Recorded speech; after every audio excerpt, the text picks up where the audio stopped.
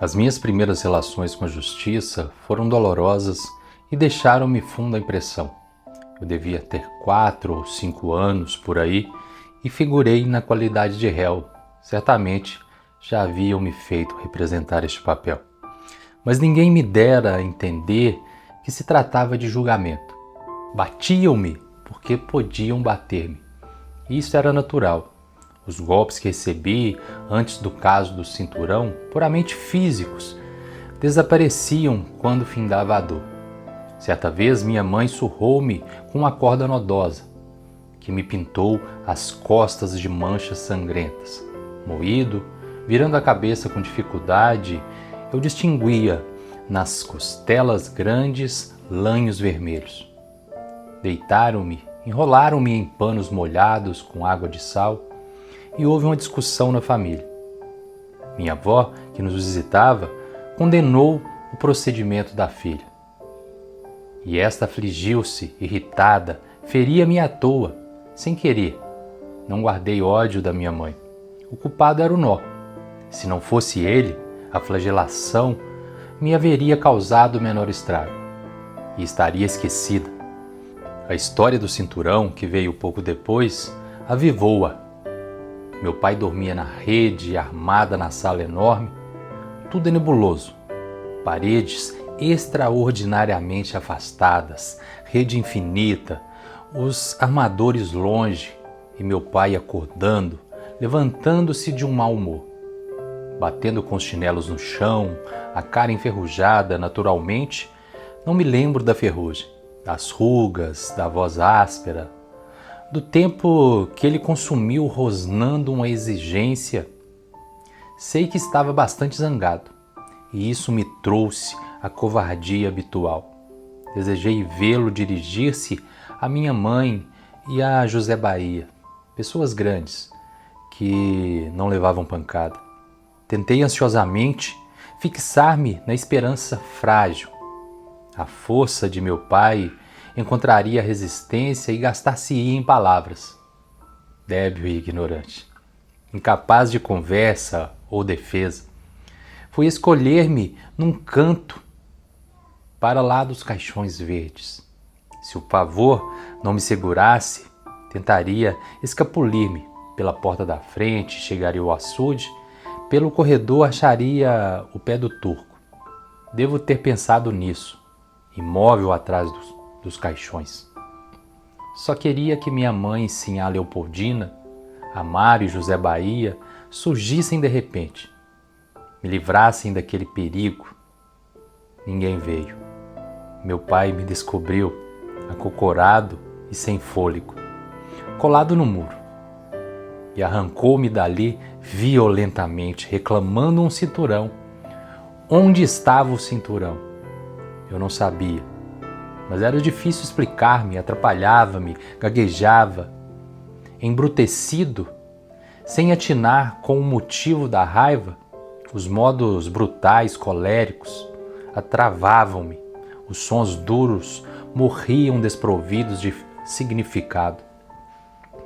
Não consigo reproduzir toda a cena, juntando vagas lembranças dela a fatos que se deram depois. Imagino os berros de meu pai, a zanga terrível, a minha tremura infeliz. Provavelmente fui sacudido. O assombro gelava-me o sangue, escancarava-me os olhos. Onde estava o cinturão? Impossível responder. Ainda que tivesse escondido o infame objeto, emudeceria, tão apavorado me achava. Situações desse gênero constituíram as maiores torturas da minha infância, e as consequências dela me acompanharam. O homem não me perguntava se eu tinha guardado a miserável correia. Ordenava que entregasse imediatamente. Os seus gritos me entravam na cabeça. Nunca ninguém se esgoelou de semelhante maneira. Onde estava o cinturão? Hoje não posso ouvir uma pessoa falar alto, o coração bate-me forte, desanima como se fosse parar. A voz emperra, a vista escurece, uma cólera doída agita coisas adormecidas cá dentro. A horrível sensação de que me furaram os tímpanos com pontas de ferro. Onde estava o cinturão? A pergunta repisada ficou-me na lembrança. Parece que foi pregada a martelo. A fúria louca ia aumentar, causar-me sério desgosto. Conservar-me-ia ali desmaiado, escolhido, movendo os dedos frios, os beiços trêmulos e silenciosos. Havia uma neblina e não percebi direito os movimentos do meu pai. Não o vi aproximar-se do torno e pegar o chicote. A mão cabeluda prendeu-me, arrastou-me para o meio da sala. A folha de couro fustigou-me as costas. Uivos, alorido inútil, estertor. Já então eu devia saber que gogos e adulações exasperavam o algoz. Nenhum socorro. José Bahia, meu amigo, era um pobre diabo. Achava-me num deserto, a casa escura, triste, as pessoas tristes. Penso com horror nesse ermo, recordo-me de cemitérios e de ruínas mal assombradas. Cerravam-se as portas e as janelas do teto negro, pendiam teias de aranha nos quartos lúgubres. Minha irmãzinha engatinhava. Começava a aprendizagem dolorosa. Junto de mim, um homem furioso, segurando-me um braço, açoitando-me. Talvez as vesgastadas não fossem muito fortes, comparadas ao que senti depois, quando me ensinaram a carta de ABC. Valia um pouco. Certamente o meu choro, os saltos, as tentativas para rodopiar na sala como carrapeta eram menos um sinal de dor que a explosão do medo reprimido. Estivera sem bulir, quase sem respirar. Agora esvaziava os pulmões, movia-me num desespero. O suplício durou bastante, mas por muito prolongado que tenha sido, não igualava a mortificação da fase preparatória. O olho duro a magnetizar-me, os gestos ameaçadores, a voz rouca a mastigar uma interrogação incompreensível. Solto, fui encostar-me perto dos caixões, coçar as pisaduras, engolir os soluços, gemer baixinho e embalar-me com os gemidos.